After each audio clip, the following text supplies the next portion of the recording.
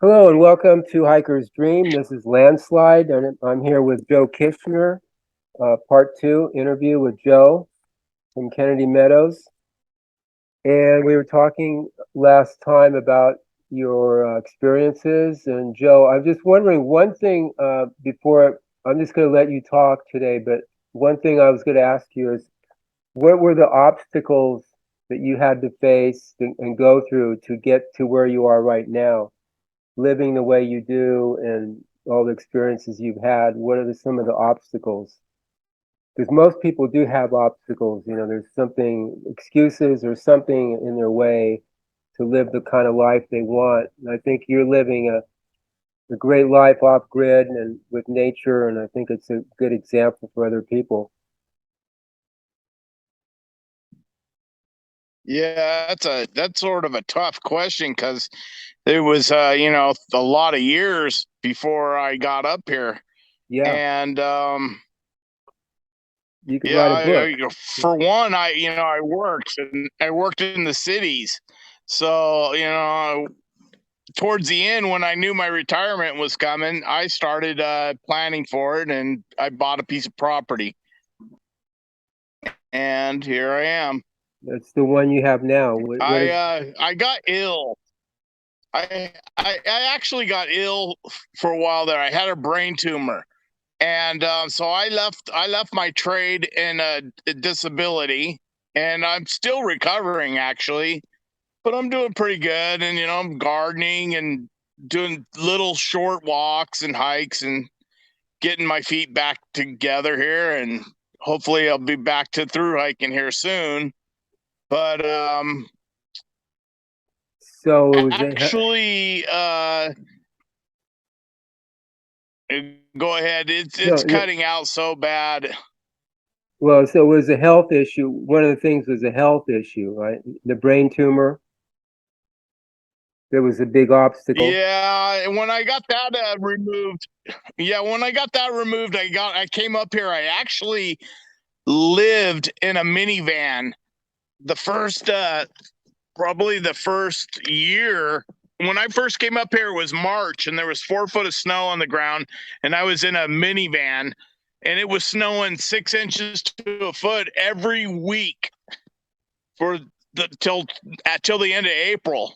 And the next year, I actually moved into a fifth wheel trailer, and then another trailer, and a container now, and I'm building a cabin. So it's been a long process of 3 years now, and it's not easy living off grid. I'm still building my water system for the property as well. You have a I well, have did a you say? well, Yeah. and yeah, I do have a well and water tanks, and there's a lot involved. You have to up here everything freezes, so you have to bury everything 2 or 3 feet into the ground. Um, so I had 300 foot of trench that needed to be dug out, and then um there's just a lot. There's a lot to just to set up your water, but I'm almost done actually. And now I'm hooking up my because I have apple trees, and I'm hooking up the irrigation for the apple trees. I want to sit it on a drip system so I can leave. I have 6,000 gallons of water availability in my tanks. So I'm just trying to hook up my drip system so that I can leave for a month at a time or more, and still have water on the trees, And how deep is your well? not have to pay somebody. Sure. My well is 180 feet is where my pump is set at. I think my well's like 205 feet deep. Stagnant water is at 36 feet here, but I have it pretty deep. Actually, the guy that does the wells up here is using my well for his water source. So I mean, it's a good well. They pull a lot of water out of it daily. And I usually go through. Right now I'm going through probably 500 gallons a day in watering. So it's a good well. It's good. It's the same. It's the same aqua for whatever coming that you get from Crystal Geyser, the water source that's in Alancho on the other side of the Sierra.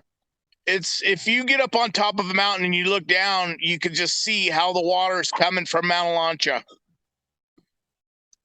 But that's basically it. And but there's it's been, like I said, it's been 3 years since I started this water process, and I'm just about done. Wonderful. I'm down here in Baja, and our well that we use is 180 feet too. It's 182 feet, and it's been running for 62 years, and it's still going strong. Water trucks come every day, maybe 40 trucks a day, and that's where we get our water. We get it delivered because we don't have irrigation, from the city. So when we get the funding for our projects, our environmental projects, we want to dig for the primary water, which, if you're familiar with, is the original water. It comes up from the fissures of the cracks of the earth, and it's created in the mantle of the earth, and it's the hydrogen and oxygen combined down there, and it comes up as vapor through the fissures and creates our atmosphere and the snow and the rain. But that water is it's renewable. There's no running out of that water. So we want to drill for those primary water wells that are renewable, and they could feed the aquifer, or they don't necessarily do feed the aquifers. But we have a locator in Southern California that drills these primary water wells that we're going to be using. Okay. So do you have anything? Great. Yeah. I'll send you some info on that if you like. And then you're talking about your health. Well, we have an interview with CJ Cosby tomorrow, and he's hiking. If you're familiar with him, he's hiking with cystic fibrosis, which is a lung digestive oriented disease that affects the cells of the lungs and digestion. So he's really, doing it. I mean, That's CJ Cosgrove, right? yeah, I have Cosby, but maybe it's I'm not sure, but CJ, I call him. It's Cosgrove. Yeah, he's one of my Facebook friends. I've been following him a little bit. Yeah, so you can. Why don't you He come on? froze. There. You come on You're welcome to come on these interviews every morning at 8:30 if you're around and participate. And I would like to get you to get some more, if you could, get some more people together for next week for interviews. But tomorrow we have CJ, and then we have Twiglet, which she's hiking the AT right now.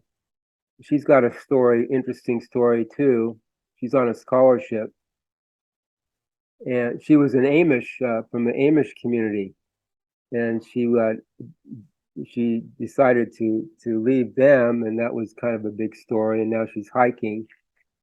So I'm gathering all these people that have interesting lifestyles, and they're doing something different rather than just the typical buying into the system and supporting the system.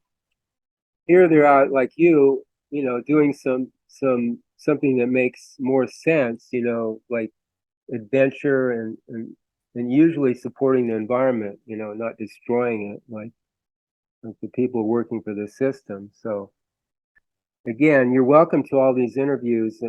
Usually they're at 8:30, and I'll just keep you posted. Yeah. I'm real interested in people who want to live off grid and self-sustain themselves. My goal is to eventually where I'm growing all my own herbs and medicines, and then canning and preserving for the winter, And then also, I'd like to get my apple grove going real good and start on apple ciders and stuff like that. But that's a multi-year progress to do this project to do this. And like my apple trees, they got swarmed by bugs this year, which is real rare up here to get swarmed by bugs. And they're coming back, but so it's always something. It's just, and now we're having monsoons. We had probably, now it's been 10 days of rain in August and the end of July. And we don't, that's rare, which is good though. We need the water up here. Yeah. But it's a tough environment to farm. But it does get good sun, and I have lots of water, and as long as I bring my fertilizer up, I'm gonna eventually be making my own fertilizer. But right now, I have to haul it up. Well, that's the thing with being self-sufficient. You could, and you do have, or it's best to have support from the community. So what we're doing here is the self-sufficient communities. That's what we're developing, and it's all about supporting each other. Because you could do it alone, but it makes sense to help each other out, like the hiking community does. When you're on trail, you see that a lot, and it's so cool the way that works, where people are just open to helping each other when they need it. Yeah, this morning I trimmed all my onion plants, and I got a lot of seeds, and so I distribute those among all the locals around here. They're good Sierra onions, and they grow easy. They grow in the worst of soils, and they grow fast. And in fact, if you put seeds in August, you'll have in September you'll have onions. Wow. So I mean, that's what we do. That I actually got the mother plants from my neighbor who's retired, and she left the mountain, and she gave me all of their greenhouse stuff that I still have to put together. I haven't even, it's a massive greenhouse. So eventually I want to be working out of a greenhouse, because then you get a couple extra months of the year to be able to grow these things. How many people up there are doing what you're doing, living off grid? Not very many. Most people spend most of their time driving down the mountain to get stuff. And it's an all day thing to go to the town. I mean, if you get back, usually you're wiped out by the time you get back, because it's an hour just to get down there, and an hour to come back. 3, 4, 5 hours of shopping. I have my little route I do. And so you end up spending 8 hours in town, and then you got to come back and put everything away. And eventually I want to be back to where I'm only going down one day a month. Right now I've been going down one day a week, because I have some business I've been taking care of. But eventually I want to get back to one day a month. And then you got to be ready for the winter, because I can get 4 to 6 feet of snow up here, and I'm not going nowhere until that snow's melted enough to drive out. What highway do you use to get out, and what town is their supply town? Well, I'm in the highway is a road. It's not much of a highway, but it goes down to Highway 395. Oh yeah. And it's about a 20-mile mountain ride to get out of the snow. And it's 24 miles off of 395, which goes up to Bishop or down to Bakersfield or LA area. But I usually go into Ridgecrest. That's where my post office box is. I can go to Inyo Kern if it's just basic stuff that I need. That saves 10 miles. But I usually go into Ridgecrest. which it has all the amenities. It has a Walmart slash a Big Five and a couple of fast food places and a Home Depot and stuff like that. I'm just A curious. hospital. Yeah, let's see. Didn't people go into Lake Isabella instead of Ridgecrest, or they had a choice when you're hiking north on the PCT? Well, if you go into Lake Isabella, for me, it would be another 10, 15 miles farther, but it's also Lake Isabella doesn't have as much as Ridgecrest. If Okay. you're on the PCT and you get off at Walker Pass, the best thing to do is to go into Ridgecrest if you're going to get off at Walker Pass. I've always walked through. I usually go from Hiker Town to all the way to Kennedy Meadows. Okay. I went to Lake Isabella because it was, I think, shorter or something than Ridgecrest. A lot of hikers did my year, but I'm just curious about that. Yeah, it is shorter to go down there from the PCT, but there's just nothing down there compared to Ridgecrest. Ridgecrest, you got nice hotels and so if you're going to get off the trail, I think Ridgecrest. Plus, there's more traffic coming to and from that direction, Well, I or heard at there was, least going into Ridgecrest. okay. I heard Go there was ahead. a Taco Bell in Lake Isabella, so that drew me into there. I grew up on Taco Bell. Yeah, it's funny how with the things that you need when you're on trail, what sounds good. Like it's like that McDonald's. I mean, no one wants to eat at McDonald's, but as soon as you're on trail, boy, McDonald's Right. sure sounds good. It sure does. Everybody goes to it. Um, so is there anything you want to say? Like, you got about, let's say, 10 minutes or something. Any stories? I mean, this one fellow on the chat said, you have a lot of stories to tell. Is there anything that you like to share, that one of your favorite stories or something on trail or anything? Yeah, I have so many of them. I don't really have a favorite. The big talk this year is the fires. Yeah. Isn't it crazy how every year it seems like it's the fires? That's basically why I don't hike the Pacific Crest Trail too much anymore, because their policies about the fires. There could be a fire 100 miles away, and they will close the trail down because of the fear of have to get to take care of all the people. But it seems like this year everybody's walking around the fires, and they got so many. There's so much going on with the fires.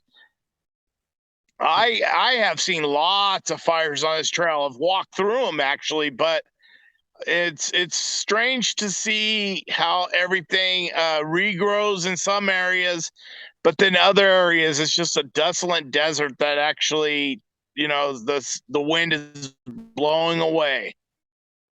Yeah.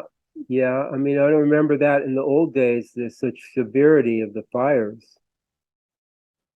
Do you? Yeah, so some areas it just the fire comes in and wipes out entire you know long lengths of shade. What we used to walk in shade, and then dries up. Actually, the water sources will dry up, and it's just such a shame to see the fires have what the fires have done. There's definitely a global warming going on, Well, yeah, there's whether something. it's man-made or not. Yeah, whether it's it's been warming ever since the last ice age. But whether it's man-made or not, that's not for us to really know. Some scientists say yes, some scientists say no. All I know, it's warming and it's burning, and it's burning. The PCT has lost so much of its magic because of it.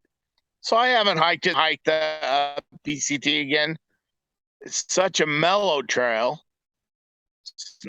It's not like the Appalachian where it's just rigorous. You've hiked the PCT how many times? I had done 3 through hikes that were, where I walked every step of the way without missing an inch of the trail. I didn't walk around the fires or nothing. I went through. This was, what years were these in? 05, 07, and 08. And then in Now between, I was out hiking the years in between. I hiked every year for about 10 years on the PCT, at least. I don't even know. I don't count it, but sometimes I would just miss my family and go home. Sometimes it was the snow just was too much. Other times I just did long sections as a plan. But I was pretty much on the trail for about a decade, I'd say. 2 decades of goofing around, but 1 decade of serious hiking. And then I left and started doing the AT and the CDT and smaller trails. how many times did you do the CDT and the AT? Just once each, or what? I did the CDT twice, and once in 13 and once in 16. And then I did the AT in 10 and also in 16. I did the AT and the CDT in 10. I And then, mean in 16. and you had a job too, did you say? What kind of work did you do to afford all this? And a family? I was a mason, or a marble mason in a union. Okay, cool. So I went from contractor to contractor. I did work for one or two contractors a lot, but I went where the work was, and I usually tried to get work out of town, so I would be collecting my subsistence money. I'd live out of my vehicle and save my subsistence money and use that for my hike. Great. Good plan. I mean, you're Yeah, doing it. I did that for years. I did that. No, you're living the life. It's good to see people like you out there doing something that, again, it makes sense, and it's just you're becoming more aware of really what's going on, instead of just buying into the routine life supporting the system. So it's really good to see you and know you. Um, Yeah, thanks. so again, you're welcome. I don't know what your schedule is like, but I usually have these. I'm going to be chatting with people. It's good for me, 8:30 Pacific time, daily, except for Saturday and Sunday. So if you can round up some people for me to interview, or for us to interview, it'd be great. Just send them to me in an email or whatever, or introduce me. It'd be appreciated.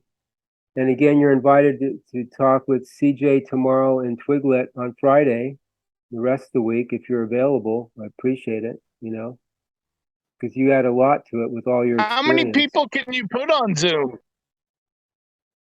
Uh, we've had, we've had 4 or 5 before.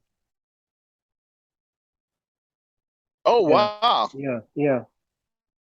And what I do, I send them the link. They give me their email. I'll send them the link. I'm not sure how to do it. I only know how to do it once I start the show. Then I send the link. The 8:20 or so, 8:30. I'll send them the link, and they can get on and chat. And this is very informal. It's just like we're just like-minded people that appreciate nature and want to keep it that way. Want to keep the planet around for a while at least, because there's a lot going on. And that's what we're doing here too, helping people become aware of what's going on with the planet so they can make better choices. Yeah, I really like when I hear of hikers coming off the trail and start farming and ranching and being self-sufficient. And I love hearing that. That's just why we're able to go out there. It's just the city's encroaching on the trails and immensely. Yeah, I think I told you in 2014 when I hiked it with my son, I came back and I was paying $500 a month rent for this little cottage. And I said, why am I paying rent when I could be sleeping outdoors like I did on the trail? So I became homeless, basically, sleeping outdoors, I saved $500 for my next adventure a month. So in the meantime, Yeah, it's funny how a lot of people get caught up in that. They go to work and they have a car payment, a house payment, or rent, and so whatever they're making, there is just going to living. And if you can't save for your vacation, what good is it? it's you get caught up in it, like you say. It's just it's it's not good. It's not good for anybody, really. I mean, you're just supporting the bankers and the system and the control factor going on. So it's not really for the people. It's for the elites that are controlling everything. So why do it? Why agree to it? There's other options. And you don't have to be living off grid, but there's just so many other things you could be doing to support the planet, the environment, the community, and each other, and not necessarily the system, but support what makes sense in the world. People that are doing something that makes sense. And that's why I'm starting this to help people give an option, to help them see an option. That there's other ways of living, lifestyles, all that. Okay, Joe. So Yeah, there's just yeah, go ahead. it's I just there's so much we're such connoisseurs of things. We just the American people, they're just seem to be, like my thing is plastic. We find plastic everywhere in all water and or everywhere. There's traces of plastic in everything, and we use so much of it. But that's another story in itself. Yeah, we didn't get into that part, but yeah, you could use hemp or other materials that are natural, biodegradable. But plastic's a petro product, isn't it? That's why they're using it, because they're promoting the oil products, petroleum products. There's islands of it in the ocean, Yeah, and it's in every beach, it's in every water. It's killing the planet worse than anything is this plastic. People go buy things, they get it's all wrapped in plastic, and that all that goes into, and some of it takes 1,000 years to decay. Most of it takes 100 or more. mm-hmm. And and then there's still traces that go into the water after it does decay. Yeah, Like I said, there's not a water source in the world that doesn't have traces of plastic in it. And when I found that out, I was like, that on top of the islands of plastic in the Pacific. Yeah, there's there's and then there's beaches that are they call plastic beach, where there's chunks of plastic throughout, and it looks beautiful, but it's really bad for it, for the planet. yeah. I mean, no sane. And if anybody doesn't know about it, I suggest looking into it, because once I looked into it, I've been on I just disturbs me. It's worse than anything that's going on Earth, including the open pit mines. Plastic is a problem, and unless somebody educates themselves on it, they have no idea how bad plastic poisoning is, and plastic and so people need to start educating. And I'm not the person to educate others about plastic. I just want to bring people aware of it. They should look into it. We I see don't it. use Yeah, plastic bottles no more. yeah. Well, it's just about agreement. You know, what are we agreeing to? We're helping to educate people about making better choices and helping them see what they're agreeing to, because the people who make the plastic, they know better. I mean, you can't tell me they know better that it's not ruining the environment. You know, it's for the money, it's for the control. So it's about agreement and what you're agreeing to in terms of what's being produced, what you buy, etc. So we have a long, big Yeah, challenge here. like the cars are made out of it. All the packaging for everything that we use, everything is made out of plastic these days. It's cheap and it's efficient, but it's not being recycled enough. There you go. Yeah. All right, Joe. We'll leave you to your garden here. Go back to your onions. Yeah, I gotta go. I gotta go trim those trees. So Okay, we'll keep in touch. I was out with my scissors this morning. Great. I enjoy your Facebook posts. I'm reposting them in Universal Hikers, and so to share what you're doing. So keep it up. You're doing great. All right, thanks. Have a good day out there in Baja. Okay, we'll keep in touch. Bye. All right, bye-bye.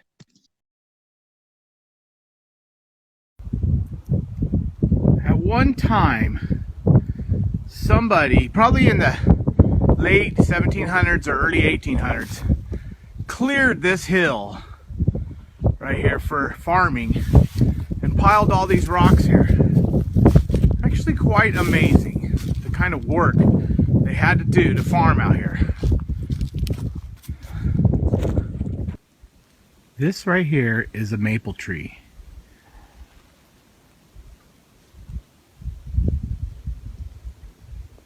And this is how they make maple syrup. If you see, it hooks up to all the other trees. And they're all around. If you look as far back in the forest, it's in there. They're all hooked together. And I'm sure they all drain downhill. Anyways, I find this quite interesting. You just don't see this in California.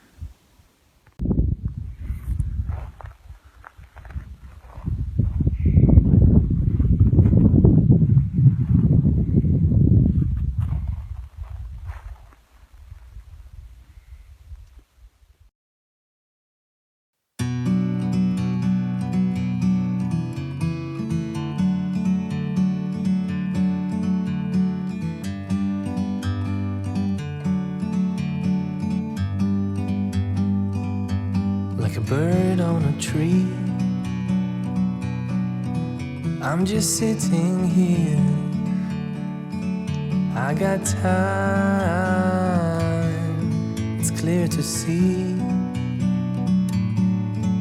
From up here, the world seems small. We can sit together. It's so beautiful, you and me. We meant to be in the great outdoors, forever free.